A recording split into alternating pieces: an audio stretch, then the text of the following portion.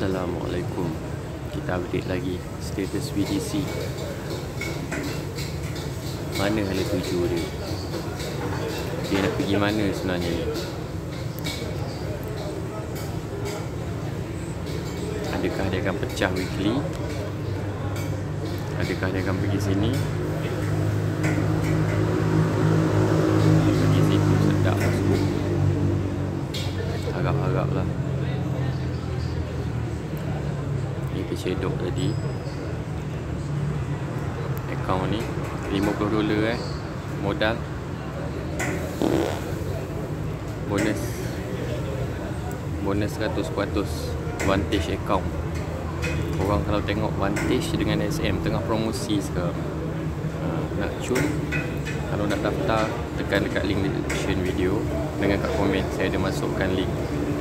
Tunjuk dulu bonus 100% bukan bagi. Bukan selalu nak dapat.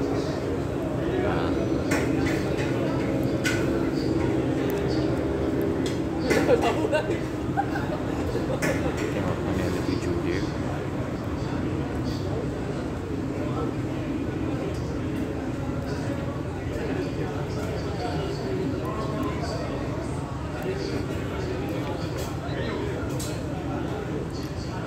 Mampu tak dia nak langgar sini, ataupun dia naik balik.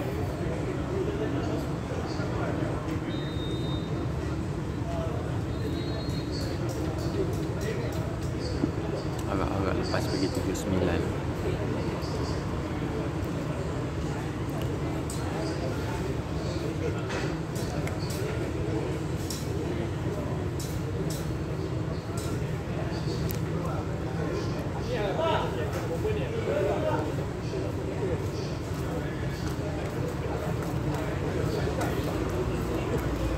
Kembali ada tuju.